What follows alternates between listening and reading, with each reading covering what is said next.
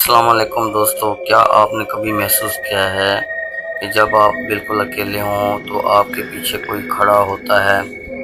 ہم اکثر اسے وہم سمجھ کر نظر انداز کر دیتے ہیں، لیکن آج جو کہانی میں آپ کو سنانے جا رہا ہوں وہ وہم نہیں بلکہ ایک جیتا جاگتا خوف ہے۔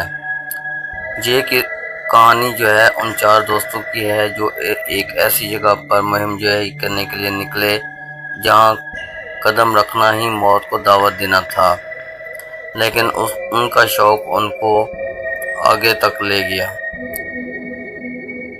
کالا پانی کا وہ جنگل جہاں پرندے بھی پر مارتے ہوئے ڈرتے ہیں اور اپنی سانسیں تھام لیتے ہیں۔ آج رات آپ کو یہ کہانی سونے نہیں دے گی، کیونکہ اس میں ایسی باتیں ہیں جس کا آپ کو پہلے شاید علم نہ ہو۔ ناظرین، جون کی تپتی ہوئی دوپہر تھی جب ہم چاروں، زین، حمزہ، علی اور میں، اپنی جیپ میں سوار شہر سے دور نکل پڑے۔ ہمارا ارادہ تھا کہ کالا پانی کے گھنے جنگل میں جا کر کیمپ لگائیں گے۔ زین، جو ہمیشہ سے ہی بہادر تھا، بلند آواز میں گانے سن رہا تھا، جبکہ علی نقشہ دیکھ کر ہمیں راستہ سمجھانے کی کوشش کر رہا تھا۔ جو ہم شہر سے دور ہوتے جا رہے تھے، انسانی بستیوں کے آثار ختم ہوتے جا رہے تھے۔ سڑک کے دونوں طرف اتنے اونچے درخت تھے کہ سورج کی روشنی بھی زمین تک نہیں پہنچ پا رہی تھی۔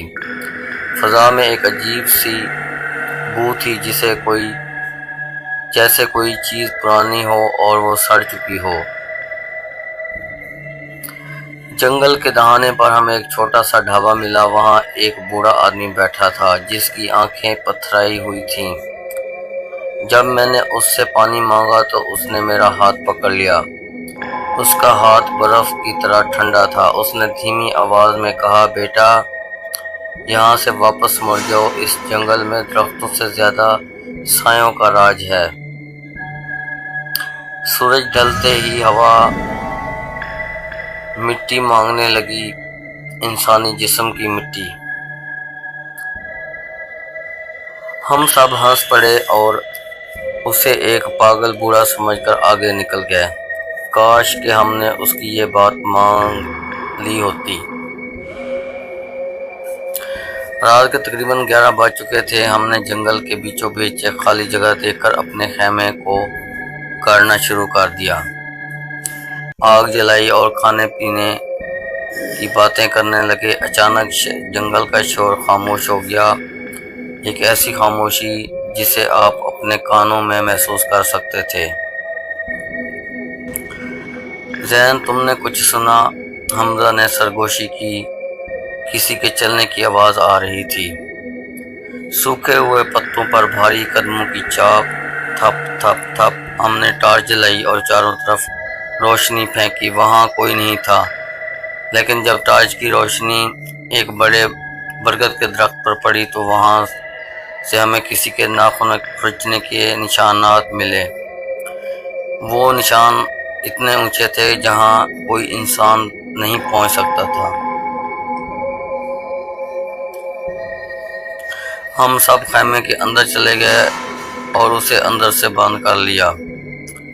باہر سے اچانک کسی کے رونے کی آواز آئی۔ وہ آواز بالکل علی کی ماں جیسی تھی۔ علی نے اختیار سے خیمے سے باہر نکلنے لگا، لیکن میں نے اس کا سر پکڑ لیا، کیونکہ علی کی ماں 2 سال پہلے وفات پا چکی تھی۔ پھر اچانک ہمارے خیمے کے کپڑے کے باہر سے ایک بڑا سا ہاتھ چھپا۔ وہ ہاتھ اتنا بڑا تھا کہ اس نے آدھا خیمہ ڈھانپ لیا، اور پھر ایک بھاری گھراٹ بھری آواز گونجی، تمہارا وقت شروع ہو چکا ہے۔ دوستو، یہ وہ پہلی رات تھی اور ابھی ہماری 6 راتیں باقی تھیں۔ اس جنگل میں ہمیں کیوں نہیں جانے دیا اور وہ آواز کس کی تھی، یہ سب آپ جاننے کے لیے اب آگے آپ کو سٹوری سناتا ہوں میں۔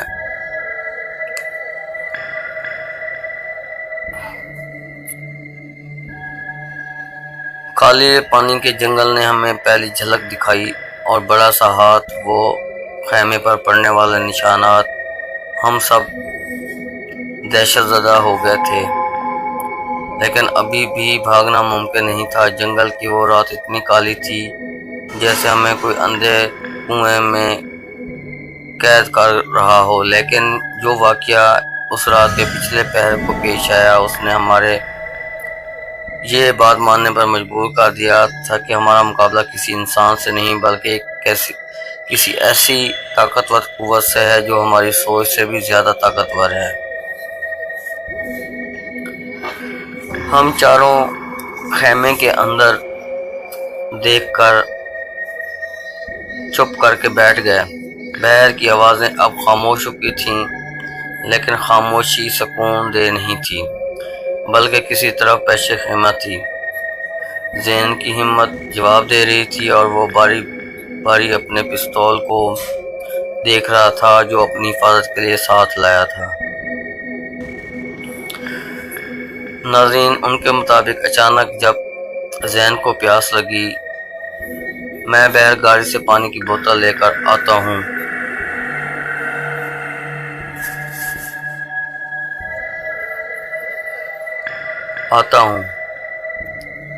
اس نے دبی آواز میں کہا۔ ہم نے اسے منع کیا لیکن وہ نہیں مانا۔ اس نے خیمے کی زپ کھولی اور اندھیرے میں غائب ہو گیا۔ ہم تینوں اندر بیٹھ کر ان کے قدموں کے چاپ کو گننے لگے، 1 قدم، 2 قدم اور پھر خاموشی۔ تقریباً 5 منٹ گزر گئے، زین واپس نہیں آیا۔ علی نے زور سے آواز دی، زین کہاں رہ گئے ہو؟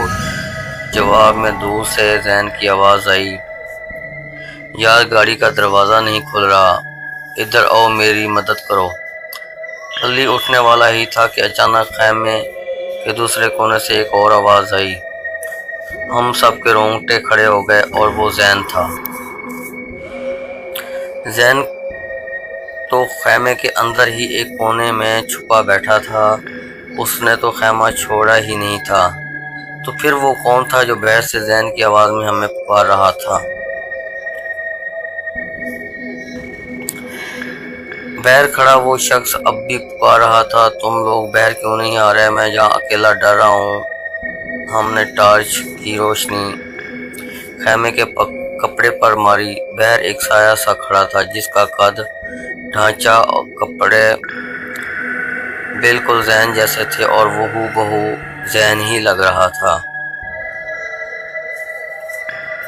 خیمے کے اندر موجود زین کا چہرہ بھی سفید پڑ چکا تھا اور اس نے تھوک نگلتے ہوئے کہا، وہ میں نہیں ہوں، میں یہاں تمہارے سامنے ہوں۔ تبھی باہر والے سایہ نے خیمے کو زور زور سے ہلانا شروع کر دیا۔ اس کی آواز اب بدل رہی تھی اور وہ زین کی آواز سے بدل کر ایک کھڑکھڑانے والی شیطانی ہستی میں تبدیل ہو چکا تھا اور اس کی ہنسی بھی تبدیل ہو گئی تھی۔ وہ چیز پوری رات خیمے کے گرد چکر لگاتی رہی، کبھی میری آواز نکالتی، کبھی حمزہ کی۔ وہ ہمیں نفسیاتی طور پر توڑنا چاہتی تھی۔ جیسے ہی صبح کی پہلی کرن نمودار ہوئی، وہ آوازیں رک گئیں۔ ہم ہمت کر کے باہر نکلے اور گاڑی کی طرف گئے تو دیکھا گاڑی کے شیشے پر خون سے کچھ لکھا تھا۔ وہاں لکھا ہوا تھا، تم میں سے ایک میرا ہو چکا ہے۔ ہم نے ایک دوسرے کی طرف دیکھا اور چاروں وہاں پر موجود تھے، لیکن ہم نے واقعی وہی تھے جو کل یہاں آئے تھے یا ہم میں سے کوئی بدل چکا تھا؟ دوستو، وہ دوسری رات تھی، شک کا بیج بویا جا چکا تھا۔ ہمیں نہیں معلوم کہ ہمارے درمیان کون انسان ہے اور کون وہ سایہ۔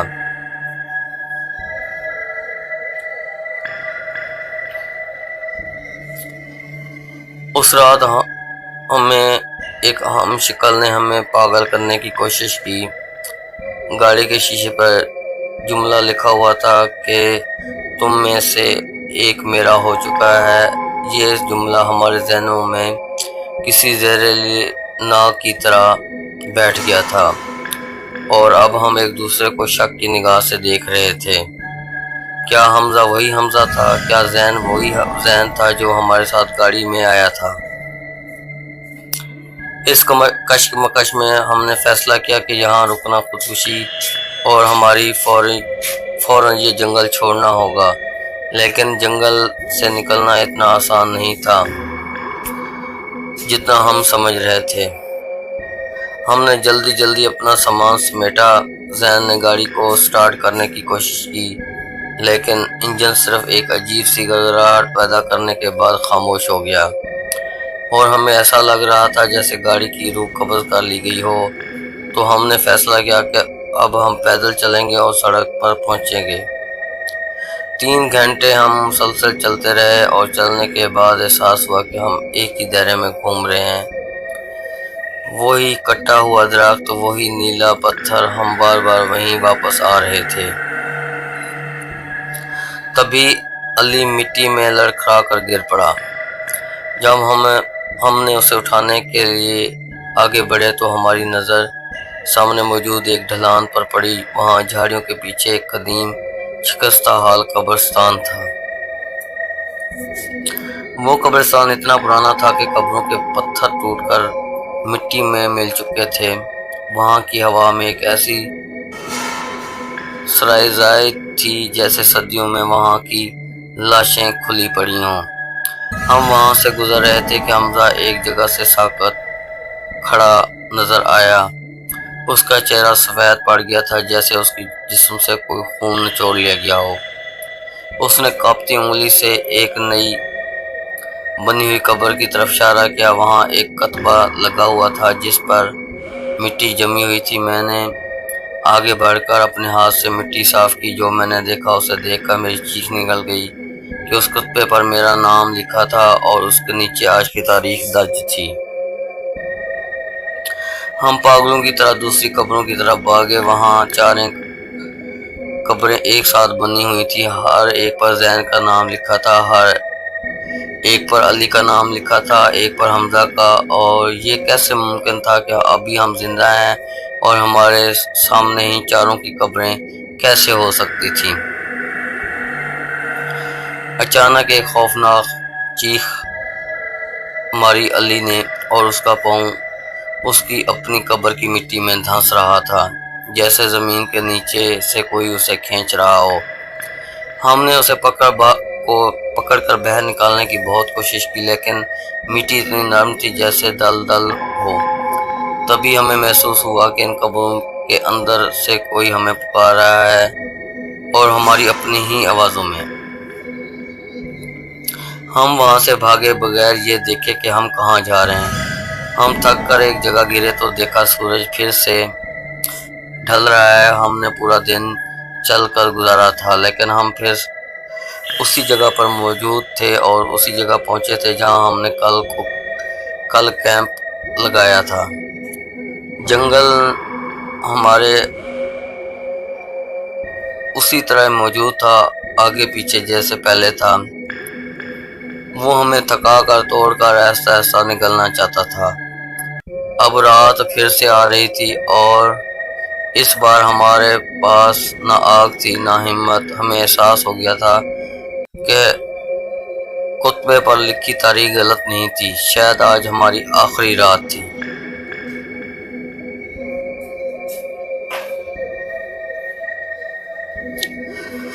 دوستو، وہ تیسری رات شروع ہونے والی تھی، اور ہمیں یقین ہو چلا تھا کہ اب ہم میں سے ایک واقعی بدل چکا ہے، کیونکہ علی کے جسم پر وہ نشانات ابھرنے لگے جو ان کے قبروں کے کتبوں پر تھے۔ کیا علی اب بھی ہمارا دوست ہے، یا وہ قبر سے نکلی ہوئی کوئی روح؟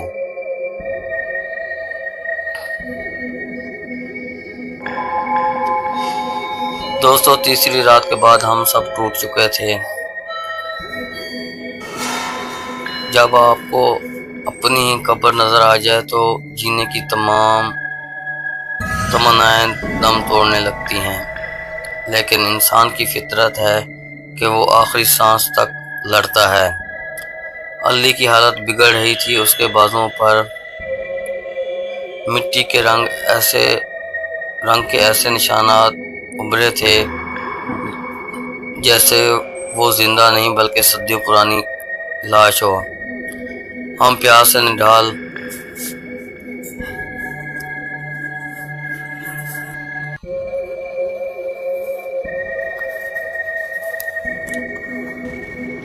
دوستو، تیسری رات کے بعد ہم سب ٹوٹ چکے تھے اور اپنی ہم کو قبر نظر آ رہی تھی، تو ہمارے جینے کی تمنائیں دم توڑنے لگی تھی۔ لیکن انسان کی فطرت ہے کہ وہ آخری سانس تک لڑتا ہے۔ علی کی حالت بگڑ رہی تھی اور اس کے بازوؤں پر مٹی کے رنگ کے نشانات ایسے تھے جیسے وہ زندہ نہیں بلکہ صدیوں سے پرانی لاش ہو، اور ہم سب پیاس سے بھی نڈال ہو چکے تھے۔ گلا کانٹوں کی طرح چبھ رہا تھا۔ اسی پیاس کی شدت نے ہمیں اس تالاب تک لے گئی جہاں وہ تالاب جیسے کالا پانی کے جنگل کا دل کہا جاتا ہے، جہاں پانی زندگی نہیں صرف موت ہی ہے۔ ہم پچھلے کئی گھنٹوں سے پانی کی تلاش میں بھٹک رہے تھے۔ جنگل کی ہوا اب گرم ہو چکی تھی اور بوجھل بھی ہو چکی تھی۔ اچانک حمزہ رک گیا، اس نے ناک سے ہوا سونگھی۔ پانی کہیں قریب ہی ہے۔ ہم دور سے پانی گرنے کی ہلکی سی آواز بھی آئی تو ہم نے دیوانہ وار اس آواز کی سمت بھاگ کھڑے ہوئے۔ گھنی جھاڑیوں کو ہٹاتے ہوئے ہمارے سامنے ایک وسیع تالاب نظر آیا، اور اس کا پانی اتنا ساکن اور کالا تھا جیسے زمین پر کوئی سیاہ سا شیشہ بچھا دیا گیا ہو۔ وہاں نہ تو کوئی مچھلی تھی نہ کوئی مینڈک، بس ایک پراسرار خاموشی تھی۔ ہم سب گھنٹوں کے بل گرے اور پانی کی طرف ہاتھ بڑھایا، لیکن علی نے ایک دم ہمارا ہاتھ جھٹک دیا۔ علی کی آنکھیں خوف سے پھٹی ہوئی تھیں۔ اس نے پانی کی طرف اشارہ کیا۔ جب میں نے غور سے دیکھا تو میرے جسم میں سرد لہر سی دوڑ گئی۔ پانی کی سطح بالکل نیچے ہزاروں سفید چہرے ہمیں گھور رہے تھے۔ وہ چہرے ساکن تھے، ان کی آنکھیں کھلی تھیں اور سب ایک ہی سمت میں دیکھ رہے تھے، ہماری طرف۔ وہ ڈولے ہوئے لوگ نہیں تھے، وہ تو مٹی کے بنے ہوئے پتلے لگ رہے تھے، لیکن ان کے چہروں پر کرب اور تکلیف کے اثرات اتنے واضح تھے کہ جیسے انہیں زندہ کسی نے کالے پانی میں قید کر دیا ہو۔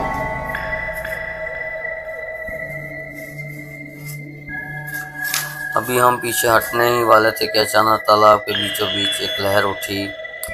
بغیر کسی شور کے پانی کے اندر سے اس ان گنت کالے ہاتھ باہر نکلے۔ وہ ہاتھ مچھلیوں کے پنکھوں کی طرح لیسدار اور لمبے تھے۔ اس سے پہلے کہ ہم کچھ سمجھ پاتے، ایک ہاتھ نے علی کو تختہ پر پکڑ لیا۔ بچاؤ، مجھے بچاؤ، علی چلایا۔ ہم نے اسے پکڑنے کی بہت کوشش کی۔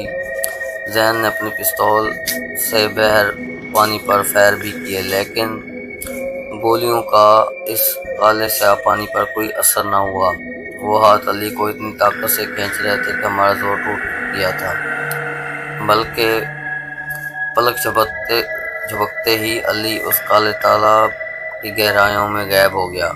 پانی کی سطح ایک بھی بلبلہ نہیں ابھرا۔ تالاب پھر سے ساکن ہو گیا، جیسے وہاں کچھ ہوا ہی نہ ہو۔ ہم صرف تین رہ گئے تھے۔ علی، جو بچپن سے میرا سب سے قریبی دوست تھا، میری آنکھوں کے سامنے اس کالے جہنم کا حصہ بن گیا تھا۔ ہم تالاب کے کنارے بیٹھ کر گھنٹوں روتے رہے اور اسے پکارتے رہے، لیکن جواب میں صرف جنگل کی خاموشی ہمیں ملی۔ تبھی زین نے ایک عجیب سی بات کہی، تم نے غور کیا؟ جب علی کے پانی کے اندر گیا تو پانی کی سطح نیچے ایک اور چہرہ بڑھ گیا۔ میں نے کانپتے ہوئے پانی میں جھانکا۔ وہاں ایک نیا چہرہ موجود تھا۔ وہ علی کا چہرہ تھا، لیکن اس کی آنکھیں اب سفید ہو چکی تھیں، اور اب وہ ہمیں نہیں بلکہ پیچھے کھڑے کسی اور سایہ کو دیکھ رہا تھا۔ دوستو، چوتھی رات سر پر تھی اور ہمارا پہلا ساتھی چھین چکا تھا۔ اب ہم پر یہ سوال باقی نہیں بچا تھا کہ اب ہم کیسے بچیں گے، بلکہ سوال یہ تھا کہ اب ہمیں واقعی اس سے بچنا چاہیے، کیونکہ علی کا چہرہ ہمیں بلا رہا تھا۔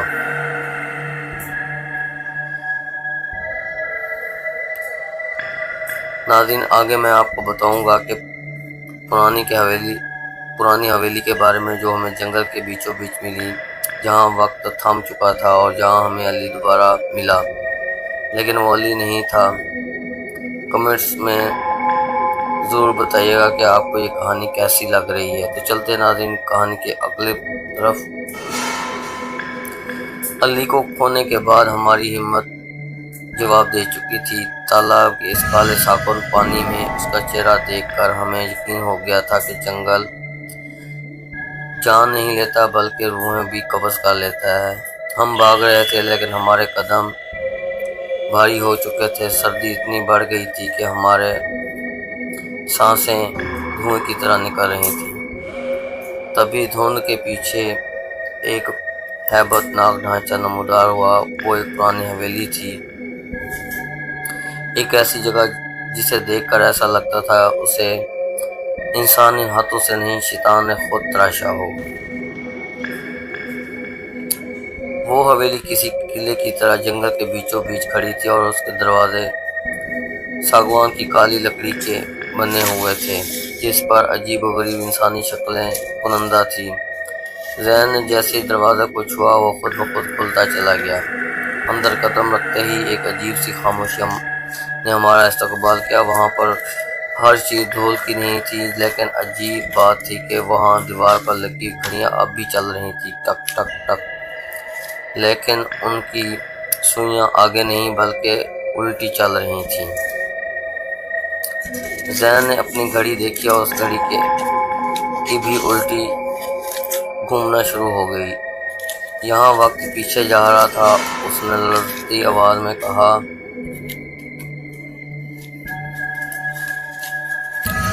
ہم حویلی کے بڑے ہال میں پہنچے تو وہاں دیکھا کہ سامنے ایک بہت بڑی میز پر کھانا سجا ہوا ہے۔ کھانا تازہ تھا اور اس سے بھاپ بھی نکل رہی تھی۔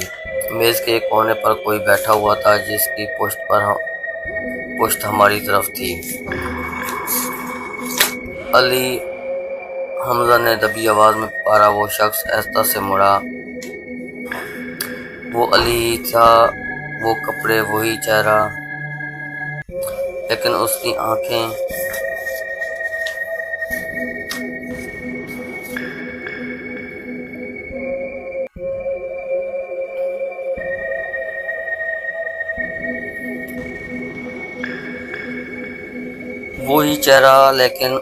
آنکھیں اب وہ نہیں تھی جو تالاب میں ہم نے دیکھی تھی۔ وہ بالکل نارمل لگ رہا تھا۔ اس نے مسکرا کر کہا، تم لوگ کہاں رہ گئے؟ میں کب سے تمہارا انتظار کر رہا ہوں۔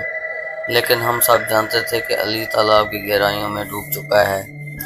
یہ جو سامنے بیٹھا ہے وہ علی نہیں ہے، کوئی اور ہے۔ ذہن اس کی طرف بڑھنے لگا۔ میں نے اس کو روک دیا۔ ذہن، نیچے دیکھو، میز پر موم بتی کی روشنی پڑ رہی ہے۔ ہمارے سائے بھی دیوار پر بن رہے تھے، لیکن علی کا کوئی سایہ نظر نہیں آ رہا تھا، اور وہ وہاں پر بیٹھا آرام سے کھانا کھا رہا تھا اور باتیں کر رہا تھا، لیکن اس کا وجود دیوار پر موجود نہیں تھا۔ اچانک علی کی گردن ایک جھٹکے سے مڑی، پوری 180 ڈگری کی۔ اس کا چہرہ اب ہماری پشت کی طرف تھا۔ جب دھڑ سامنے اس کے منہ سے اب علی کی نہیں بلکہ ہزاروں روح کی ملی جلی آوازیں نکل رہی تھیں، جو ہم نے تالاب میں محسوس کی تھیں اور دیکھی تھیں۔ تم نے اسے پکارا تھا اور اب اسے رکھو۔ وہ ہنسا اور اس کی ہنسی کے ساتھ ہی حویلی کی دیواریں پگھلنا شروع ہو گئی تھیں۔ دیواروں سے مٹی نہیں بلکہ انسانی ہاتھ نکلنے لگے جو اپنے طرف ہمیں کھینچ رہے تھے۔ ہم وہاں سے بھاگے اور سیڑھیوں کی طرف بڑھ گئے۔ سیڑھیوں کی طرف بڑھے، لیکن وہ سیڑھیاں ختم ہی نہیں ہو رہی تھی۔ ہم جتنا اور اوپر بھاگ رہے تھے حال اتنا ہی بڑا ہوتا جا رہا تھا۔ تبھی ہمیں محسوس ہوا کہ حویلی میں کوئی عمارت نہیں بلکہ ایک زندہ وجود ہے جو ہمیں ہضم کر رہا ہے۔ ہم نے ایک کھڑکی کا شیشہ توڑا اور باہر چھلانگ لگا دی۔ جیسے ہی ہم باہر گرے، پیچھے مڑ کر دیکھا تو وہاں کوئی حویلی نہیں تھی، صرف وہ ایک قدیم قبرستان تھا جہاں ہم نے پہلے کتبے دیکھے تھے۔ ہم پھر وہیں پہنچ گئے تھے جہاں سے کہانی شروع ہو چکی تھی۔ اب ہم تینوں اکیلے نہیں تھے، ہمارے پیچھے جھاڑیوں میں کوئی کھڑا ہمیں دیکھ رہا تھا۔ وہ علی تھا، وہ سایہ جو اس کی شکل لے چکا تھا۔ ذہن کے ہاتھ اب نیلے پڑ رہے تھے اور بار بار پیاس لگ رہی تھی، وہی پیاس جو تالاب کی طرف لے جاتی تھی۔ دوستو، 5ویں رات ختم ہو رہی تھی، لیکن مہم اب بھی ایسے موڑ پر تھی جہاں واپسی کا راستہ ہمیشہ کے لیے بند ہو چکا تھا۔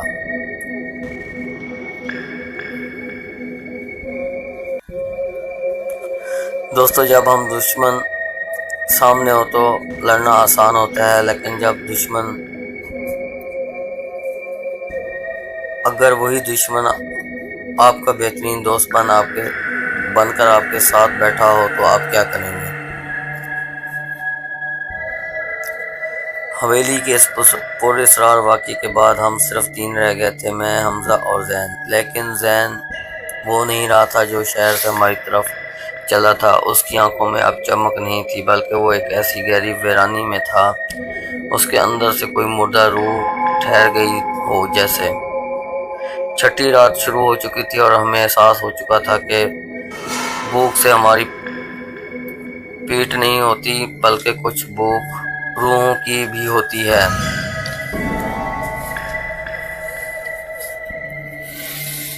ہم نے ایک پرانی غار میں پناہ لی۔ باہر بارش شروع ہو چکی تھی، لیکن وہ عام بارش نہیں تھی، پانی کا رنگ مٹیالہ اور تیزاب جیسا تھا۔ حمزہ تھکن سے چور ہو چکا تھا اور وہ اب سو چکا تھا، لیکن میری آنکھیں اب بھی کھلی تھیں اور میں نے دیکھا زین اندھیرے میں کونے میں کچھ کر رہا ہے۔ ٹھیک ہے سر۔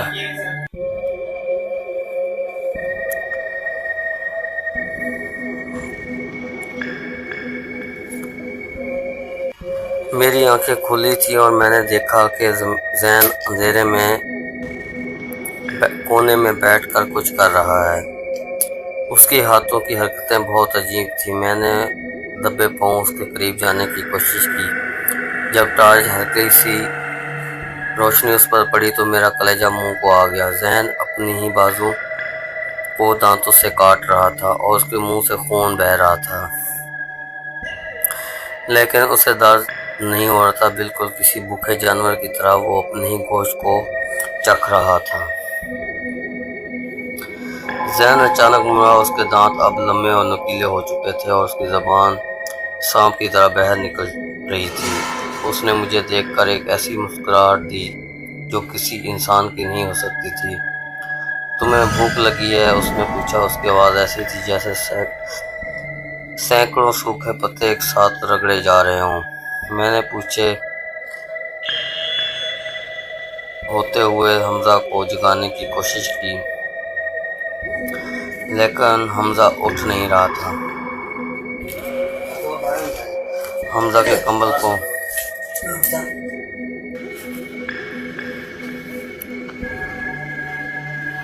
جب میں نے حمزہ کے کمبل کو ہٹایا تو وہاں حمزہ نہیں تھا، وہاں صرف ایک مٹی کا ڈھیر تھا جس پر حمزہ کے کپڑے پڑے ہوئے تھے۔ حمزہ کب غائب ہوا، کیسے غائب ہوا، مجھے کچھ پتہ نہیں چلا۔ میں اب اس غار میں اکیلا تھا اور میرے سامنے وہ چیز بیٹھی تھی جو کبھی میرا دوست زین تھا۔ وہ دیواروں پر چھپکی کی طرح چڑھنے لگا۔ کالا پانی پیاس بجھاتا ہے اور جنگل بھوک مٹاتا ہے، یہی بات وہ بار بار اور یہی جملہ وہ دہرا رہا تھا۔ میں غار سے باہر نکلا اور بھاگا باہر۔ وہ تیزابی بارش میرے جسم کو جلا رہی تھی، لیکن مجھے پیچھے مڑ کر دیکھنا میں موت نظر آ رہی تھی۔ میں بھاگتا رہا یہاں تک کہ میرے پاؤں زمین سے منقطع ہو گئے اور میں ایک گہری کھائی میں جا گرا۔ گرتے وقت مجھے صرف ایک چیز یاد ہے، زین کا وہ چہرہ جو کھائی کے اوپر سے مجھے دیکھ کر ہنس رہا تھا۔ جب میری آنکھ کھلی تو میں ایک ایسی جگہ پر تھا جہاں نہ روشنی تھی نہ اندھیرا، صرف ایک دھندلی سی خاکستری گرے دنیا۔ میں نے اپنے ہاتھ دیکھے، وہ آہستہ آہستہ مٹی میں بدل رہے تھے، اور اب میں سمجھ چکا تھا کہ کالا پانی کا جنگل اصل راز کیا ہے۔ یہ جنگل آپ کو مارتا نہیں بلکہ آپ کو اپنا حصہ بنا لیتا ہے۔ علی تالاب بن گیا تھا، حمزہ مٹی بن گیا تھا، اور زین وہ شکاری بن گیا تھا جو اب نئے آنے والے لوگوں کا انتظار کرے گا۔ میں اب اکیلا ہی بچہ تھا، یا شاید میں بھی ختم ہو رہا تھا۔ دوستو، چھٹی رات ختم ہو گئی، اب ساتویں رات اور آخری رات باقی تھی۔ کیا میں اس خاکستری دنیا سے باہر نکل پاؤں گا کہ نہیں؟ تو چلتے ہیں ناظرین اگلی کہانی کے موڑ کی طرف۔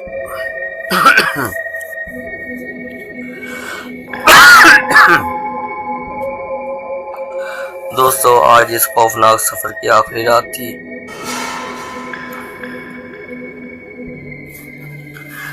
میں اپنے دوستوں کو اپنی آنکھوں کے سامنے فنا ہوتے ہوئے دیکھا۔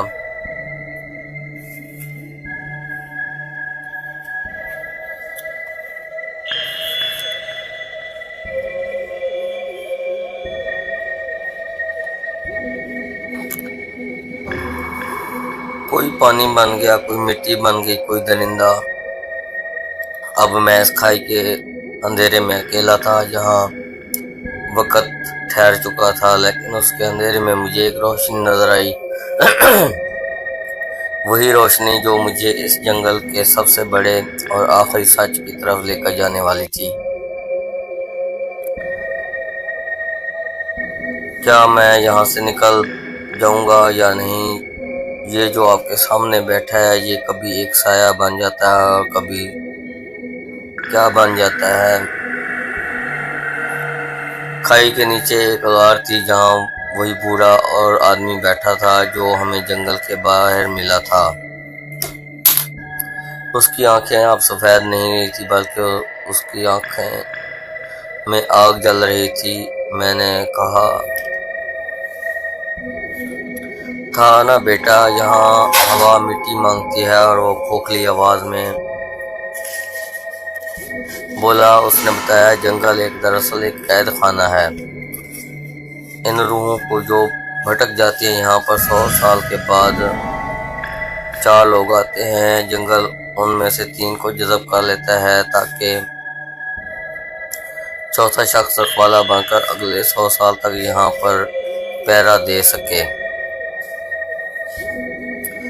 بوڑھے نے میری طرف خنجر بڑھایا۔ اگر تم بہ جانا چاہو تو تمہیں اس سائے کو ختم کرنا ہوگا جو تمہارے پیچھے کھڑا ہے۔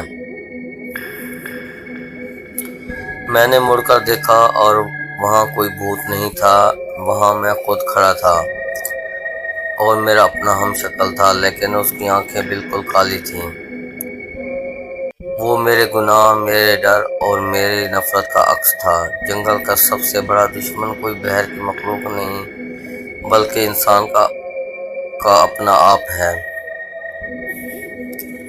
وہ سایہ میری طرف بڑھا اور اس نے میرا گلا دبوچ لیا۔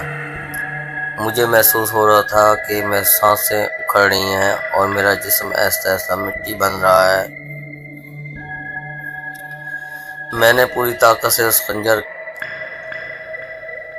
سے اس سائے کے سینے میں اتارنے کی کوشش کی، اور ایک زوردار دھماکہ ہوا اور پورا جنگل چیخنے لگا۔ مجھے ایسا لگا جیسے زمین پھٹ گئی ہو اور میں میلوں نیچے گر رہا ہوں۔ جب میری آنکھ کھلی تو میں اپنی گاڑی کی پچھلی سیٹ پر تھا جو جنگل کے باہر اسی ڈھابے کے پاس کھڑی تھی۔ سورج نکل رہا تھا۔ میں نے خوشی سے باہر چھلانگ لگائی لیکن میرا دم وہیں خشک ہو گیا۔ گاڑی کی فرنٹ سیٹ پر زین، علی اور حمزہ بیٹھے تھے۔ وہ بالکل ٹھیک تھے، ہنس رہے تھے، باتیں کر رہے تھے۔ میں نے سکون کا سانس لیا، شاید وہ سب ایک خواب تھے۔ لیکن پھر میری نظر پیڈل کے آئینے کے پاس پڑی۔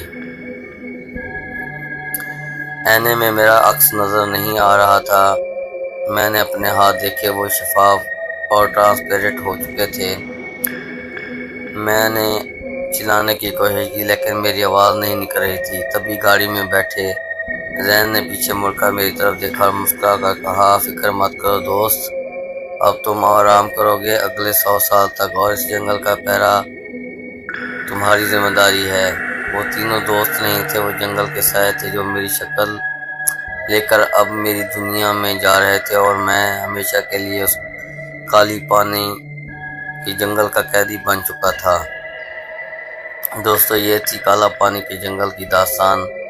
میں آج بھی اسی جنگل کی دھند میں کہیں بھٹک رہا ہوں، ان لوگوں کا انتظار کر رہا ہوں جو اگلی بار یہاں پر کیمپنگ کرنے آئیں۔